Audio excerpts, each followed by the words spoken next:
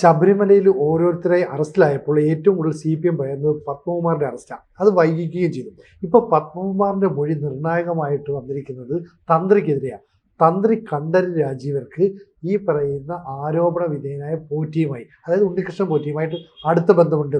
കഴിഞ്ഞ ദിവസം തന്ത്രി പറഞ്ഞത് എനിക്കറിയാം, അവിടുത്തെ ജോലിക്കാരൻ എന്ന നിലയിൽ ഒഴുക്കൻ മട്ടിലാണ് പറഞ്ഞത്. പക്ഷെ അങ്ങനെയല്ല, തന്ത്രിക്കെതിരെയുള്ള കുരുക്ക് മുറുക്കാനാണ് ഈ ഉണ്ണികൃഷ്ണൻ പോറ്റിയുടെ സാന്നിധ്യം എന്നാണ് പത്മകുമാർ വെളിവാക്കുന്നത്. പ്രശ്നമാവുമോ?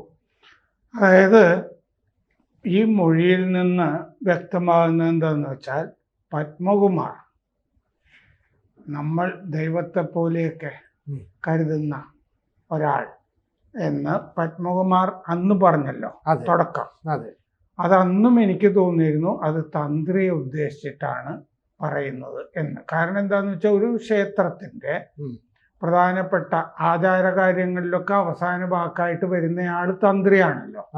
അപ്പൊ ആ തന്ത്രിയാണല്ലോ ഈ എല്ലാ അമ്പലവുമായിട്ടും ബന്ധപ്പെട്ട് നമുക്കറിയാം.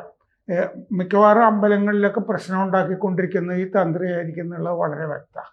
ഇപ്പോൾ തൃപ്പൂണിത്തുറ പൂർണ്ണത്രേശ്വര ക്ഷേത്രം എൻ്റെ നാട്ടിലെ ക്ഷേത്രമല്ലേ, അവിടെ പല നല്ല കാര്യങ്ങളും ചെയ്യാൻ ഉദ്ദേശിച്ചിരുന്ന ദേവസ്വം ഓഫീസറെ ഇതിൽ നിന്നൊക്കെ തടഞ്ഞുകൊണ്ടിരുന്നത് അവിടുത്തെ തന്ത്രിയാണെന്നുള്ളത് എനിക്ക് നന്നായിട്ട് അറിയാവുന്നതാണ്. അപ്പോൾ അത് അവർ തമ്മിലുള്ള ബന്ധം ഒക്കെ വെച്ചിട്ടിരിക്കും. അപ്പോൾ അമ്പലത്തിലെ അവസാന വാക്ക് തന്ത്രി ആണല്ലോ.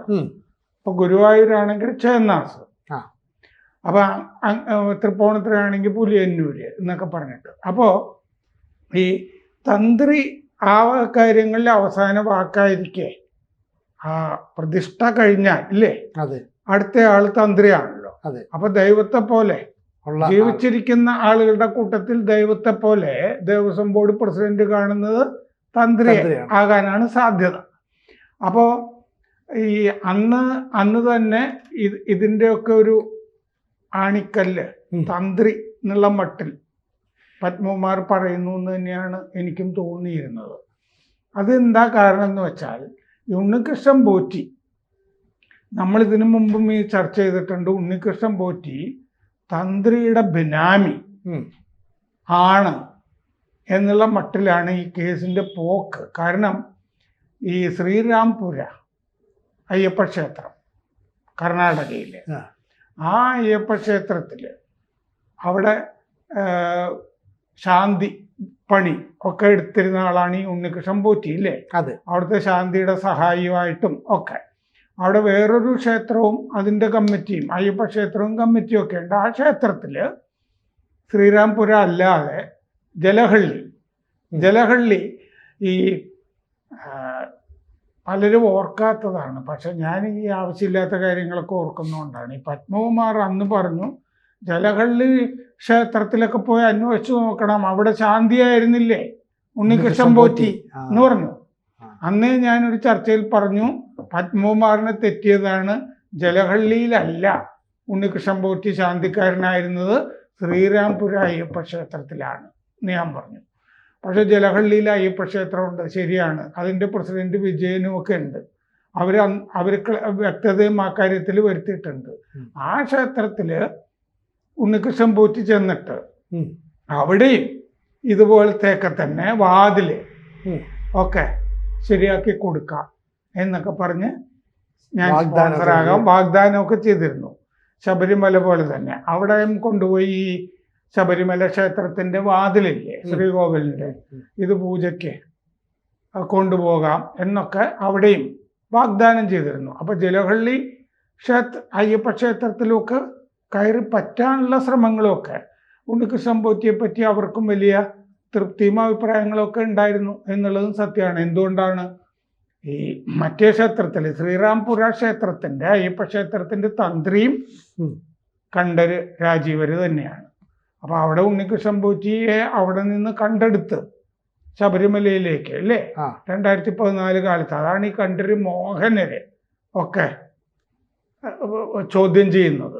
ഉണ്ണികൃഷ്ണൻ പോറ്റി മൊഴി കൊടുത്തിട്ടുണ്ടാവുമല്ലോ ഈ ബന്ധത്തിനെ പറ്റിയൊക്കെ. അപ്പൊ അതുകൊണ്ട് ഉണ്ണികൃഷ്ണൻ പോറ്റി ശബരിമലയിൽ ഇങ്ങനെ, ഉണ്ണികൃഷ്ണൻ പോറ്റിക്ക് എല്ലാ സ്ഥലത്തും പ്രവേശനം ഇല്ലേ, ഇളക്കുന്ന സമയത്തും ഒക്കെ വാതിൽപ്പാളികളും ഒക്കെ ആ സമയത്ത് ഇളക്കരുത് എന്ന് പറഞ്ഞ സമയത്താണ് അവിടെ ഇളക്കുന്നതും ഒക്കെ.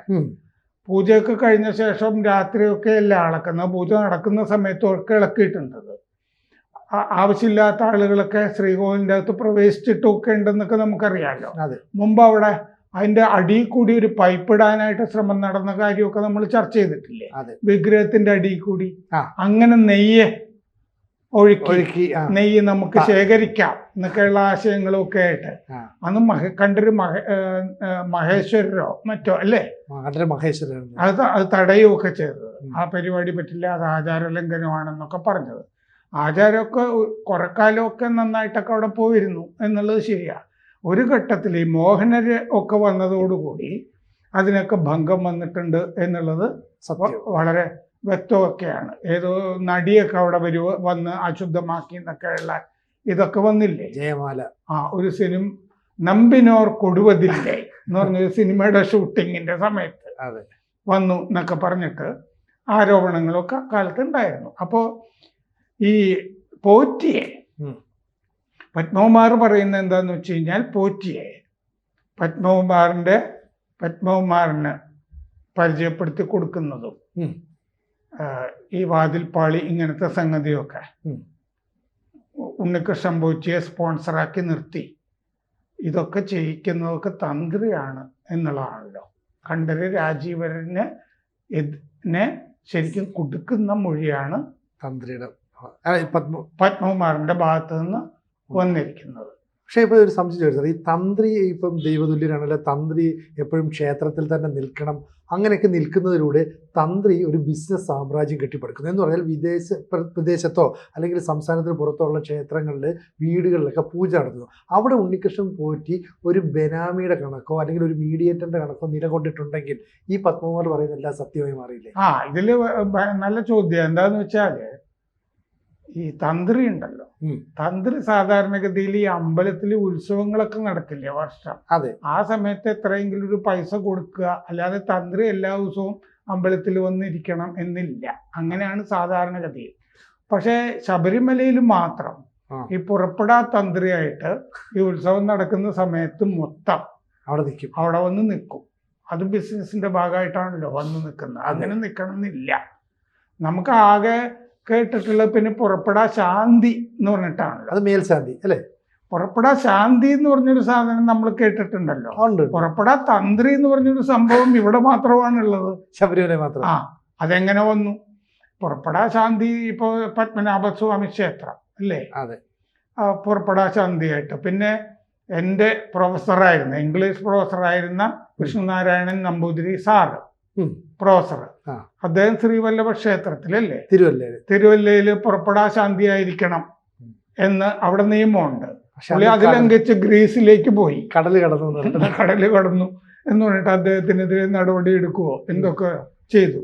അദ്ദേഹം അമ്മയ്ക്ക് കൊടുത്ത വാഗ്ദാനം പാലിക്കാനോ മറ്റോ അദ്ദേഹത്തിനെ പുറത്താക്കിയ അദ്ദേഹത്തിന് എന്ത് അല്ലേ, ഒന്നും വരാനില്ല. അപ്പൊ പുറപ്പെടാ ശാന്തി എന്ന് പറഞ്ഞൊരു സങ്കല്പം ഉണ്ടെങ്കിലും പുറപ്പെടാ തന്ത്രി എന്ന് പറഞ്ഞിട്ടൊരു സങ്കല്പം വിചിത്രമാണ്, അസാധാരണവുമാണ്. അത് കച്ചവടത്തിന് വേണ്ടി സൃഷ്ടിച്ചിട്ടുള്ളതുമാണ്. കാരണം അങ്ങനെ തന്ത്രിയായിട്ട് അവിടെ ആ മുറിയിൽ ഇരിക്കുമല്ലോ. അപ്പൊ പലരും കാണാൻ ചെല്ലും, ദക്ഷിണ കൊടുക്കും, നെറ്റ്വർക്കിംഗ് നന്നായിട്ട് നടക്കും. സിനിമാ നടന്മാര് ഒക്കെ ധാരാളമായിട്ട്. ഇപ്പൊ ചിരഞ്ജീവി ആന്ധ്രയിൽ നിന്ന് വന്നതിന്റെ ബാക്കിയാണല്ലോ ഈ വാജിവാഹനം തുടങ്ങിയ പ്രശ്നത്തിലൊക്കെ തന്ത്രി കുടുങ്ങിക്കിടക്കുന്നത്. പഴയ മറ്റേ കൊടിമരം മാറ്റി സ്പോൺസറായിട്ട് ആന്ധ്രയിൽ നിന്നൊരാള് പുതിയ കൊടിമരത്തിന് വരുന്നു അല്ലേ, അതിന് 10 കിലോ സ്വർണം 3.5 കോടി രൂപ ചെലവാക്കുന്നു. ഇങ്ങനെ പല സംഗതികൾ അതുമായിട്ട് ബന്ധപ്പെട്ട് വരുന്നു. സ്വർണ്ണക്കൊടിമരമൊക്കെ പ്രത്യേകമായിട്ട് വേറെ അന്വേഷണം നടത്തേണ്ടതാണ്. കാരണം പുതിയ സ്വർണ്ണക്കൊടിമരം 2017 വരുമ്പോൾ കണ്ഠരര് രാജീവര് പറഞ്ഞു, ആ പഴയ കൊടിമരത്തിലെ വാജിവാഹനം, അയ്യപ്പന്റെ വാഹനം കുതിര, അതെനിക്ക് അവകാശപ്പെട്ടതാണ് എന്ന് പറഞ്ഞിട്ട് വീട്ടിൽ കൊണ്ടുപോയില്ലേ. എന്നിട്ട് ഈ പ്രശ്നമൊക്കെ വന്നപ്പോൾ 11-ാം തീയതി എക്സിക്യൂട്ടീവ് ഓഫീസർക്ക് കത്തെഴുതി, ആ വാജിവാഹനം ഞാൻ തിരിച്ചേൽപ്പിച്ചേക്കാം. ആ വാജിവാഹനം ഒരു തൊണ്ടി മുതലല്ലേ അല്ലേ, ഇവിടെ നിന്ന് കൊണ്ടുപോകാൻ പറ്റില്ലല്ലോ, കാരണം അയ്യപ്പന്റെ സ്വത്തല്ലേ അവിടെ ഇരിക്കുന്നത്. അയ്യപ്പന്റെ സ്വത്ത് വീട്ടിലേക്ക് വാജിവാഹനം ഞാൻ വീട്ടിൽ കൊണ്ടുപോയിക്കോളാം എന്ന് പറഞ്ഞാല് അവിടുത്തെ പല സാധനവും വീട്ടിലേക്ക് കൊണ്ടുപോകാമല്ലോ ഇല്ലേ. വിഗ്രഹത്തിൽ ചാർത്തിയിരിക്കുന്ന ആഭരണങ്ങളോ രത്നമോ ഒക്കെ ഉണ്ടെങ്കിലും ഒക്കെ എനിക്ക് അവകാശപ്പെട്ടതാണെന്ന് പറഞ്ഞിട്ട് കൊണ്ടുപോകാമല്ലോ. അതെങ്ങനെയാണ് തന്ത്രിക്ക് അവകാശപ്പെട്ടതാകുന്നത് അല്ലേ? അപ്പോ ഒരുപാട് സംശയങ്ങൾ, ധാരാളം പ്രശ്നങ്ങൾ ഉണ്ട്. അപ്പോൾ ഈ ഓരോരുത്തരും മൊഴി കൊടുക്കുമ്പോൾ എന്തായാലും ഉണ്ണികൃഷ്ണൻ പോറ്റി കുറെ കാര്യങ്ങൾ തത്തമ്മേ പൂച്ച എന്ന് പറഞ്ഞിട്ട് പറഞ്ഞിട്ടുണ്ടാവും. അദ്ദേഹം തിരുവനന്തപുരത്ത് നിന്ന് 10ാം ക്ലാസ് കഴിഞ്ഞ് ബാംഗ്ലൂർക്ക് പോയതാണ്. കന്നഡയൊക്കെ പഠിച്ച് അവിടെ അത്യാവശ്യം നെറ്റ്വർക്കിംഗ് ഒക്കെ ഉണ്ടാക്കി. അത് മുഴുവൻ കണ്ഠരര് രാജീവരനും കച്ചവടത്തിന് വേണ്ടി ഉപയോഗിച്ചിട്ടുണ്ടല്ലോ. രാജീവര് മാത്രമല്ലല്ലോ, ജ്വല്ലറി ഇല്ലേ, ഇതിൻ്റെ അകത്ത് ഗോവർദ്ധൻ എന്ന് പറഞ്ഞൊരു കഥാപാത്രം ഉണ്ടല്ലോ. ഗോവർദ്ധന്റെ റാഡിസണോ ജ്വല്ലറി ജ്വല്ലറിയുടെ ഉദ്ഘാടനമൊക്കെ ആയിട്ട് ബന്ധപ്പെട്ടിട്ട് ഈ ഇളയ തന്ത്രി മഹേഷ് മോഹൻ അവിടെ പോയില്ലേ? അതെ, പോയിരുന്നു. അതിന്റെ ഉദ്ഘാടനത്തിനും ഒക്കെ. പിന്നെ മറ്റേ ഗോവർദ്ധന്റെ വീട്ടിലും ഒക്കെ പോയിരുന്നല്ലോ. അതെ. അപ്പൊ സ്വർണം കൈകാര്യം ചെയ്തിട്ടുള്ള ഇതിലെ മോഷണം മുതൽ ഉള്ള സ്വർണം ഉണ്ടല്ലോ, ആ മോഷണം മുതൽ കൈകാര്യം ചെയ്ത അല്ലേ ഉരുക്കി അയാളുടെ അടുത്തേക്കാണല്ലോ കൊണ്ടുപോയത്, ഈ ഗോവർദ്ധന്റെ അടുത്തേക്ക്. അപ്പൊ മോഷണം മുതൽ കൈകാര്യം ചെയ്ത ഒരു ആഭരണ വ്യാപാരിയുമായിട്ടും തന്ത്രി കുടുംബത്തിന് ബന്ധം വന്നല്ലോ. അതെങ്ങനെ വന്നു?